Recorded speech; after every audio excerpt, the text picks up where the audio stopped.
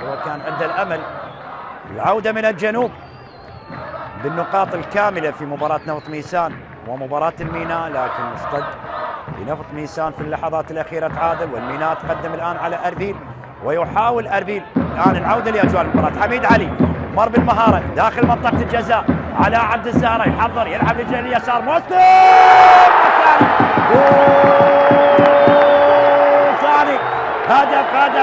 هدف ثاني للسفانة. مسلم موسى من صنع على عبد الزهرة، يصنع ويسجل على عبد الزهرة في هذه المباراة، وفرحة جماهير الميناء بهدف ثاني عن طريق مدافع اليسار مسلم موسى